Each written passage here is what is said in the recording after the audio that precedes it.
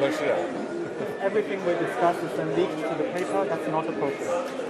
而且我们也不是那样进行的。对吧 And that's not how the way the conversation was 如果 conducted. 有诚心，咱们就以互相尊重的态度来进行很好的沟通， If there is 否则这个结果就不好说了。 if In there is Canada, we sincerity believe on in your part, free and open and frank dialogue, and that is what we will continue to have. We will continue to look to work constructively together, but there will be things we will disagree on, and we will 有 have 一 to 些可以 continue. 建设性，但是创造条件，创造条件。 Let's create the conditions first. 好，好，你这个。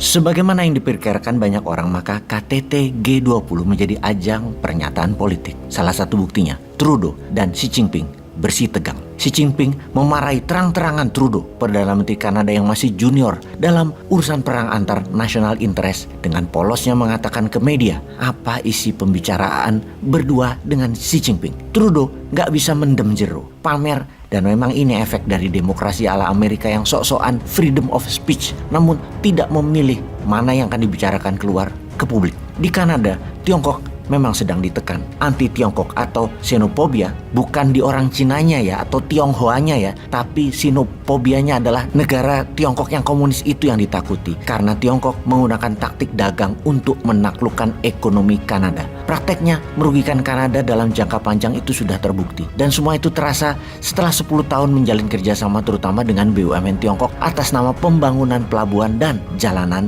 atau infrastruktur. Kanada secara dagang, defisit neraca perdagangan dengan Tiongkok itu melebar jauh setiap tahunnya. Kata-kata merugi sebuah negara dalam jangka panjang berhubungan dengan Tiongkok terasa sekali di negara-negara ekonomi bawah atau negara berkembang.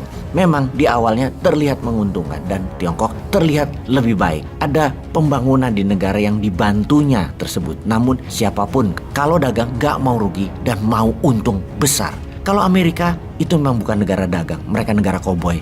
Ambil cepat, nggak nurut, tantang duel, tembak, dor, selesai. Amerika itu perampok. Kalau Tiongkok strateginya lebih soft power, nggak kerasa di masyarakat, bahkan terlihat bermanfaat. Namun sumber daya alam habis aja dikasih mereka 10 tahun apa aja. Mereka brutal menyedotnya. Itu Tiongkok. Kalau Indonesia tidak ada sumber daya alam, mana mungkin Xi Jinping sering datang ke Indonesia. Anggap Indonesia itu negara Fiji atau Solomon Island di selatan Pasifik. Dilirik juga kagak. Nggak ada lah yang namanya makan gratis itu.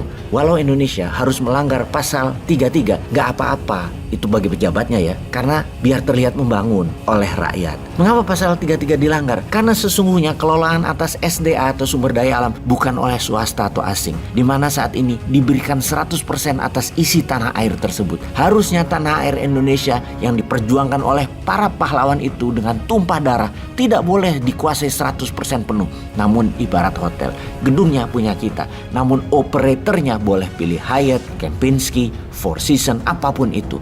Mereka dibayar per tonase jasa mereka kalau itu tambang. Mereka tidak boleh menjaminkan aset hotel tersebut untuk biaya operasi. Tidak boleh. Mereka hanya jasa dan dibayar jasa. Jadi semua tambang milik negara. Pengusahanya hanyalah jasa pengambilan dan pengolahan. Hanya dibayar fee. Dan hasil akhir 100% milik Indonesia. Tembaga atau koper, emas, platinum, minyak dan gas, palladium, aluminium dan lain sebagainya. Semua hanya jasa yang dibayarkan atas proses. Mulai dari tambang, smelter, hingga refining atau pemurnian. Di mana produk akhirnya kembali milik Indonesia. Itulah mengapa Newmine akan mendirikan SKK Minerba sebagai BUMNK, Badan Usaha Milik Negara Khusus Mineral dan Batu Bara. Hasil akhir tadi, mineral dibagi atas mineral produktif seperti komoditi, juga mineral strategis dan mineral vital. Mineral strategis seperti logam mulia bisa sebagai underlying cetak duit rupiah. Mineral vital seperti uranium, thorium sebagai alat tekan atau deterrent,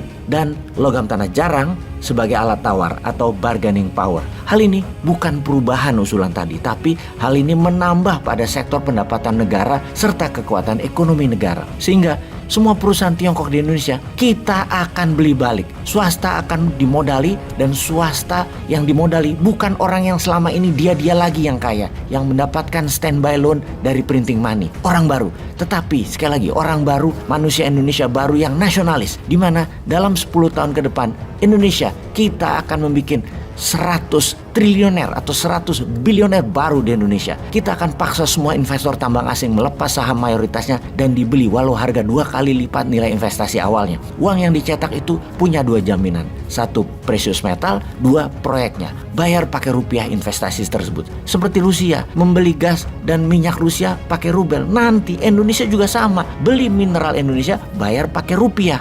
Ada yang mau daftar, para sahabat nasionalis yang mau mendapatkan pre-approved loan tanpa bunga tersebut?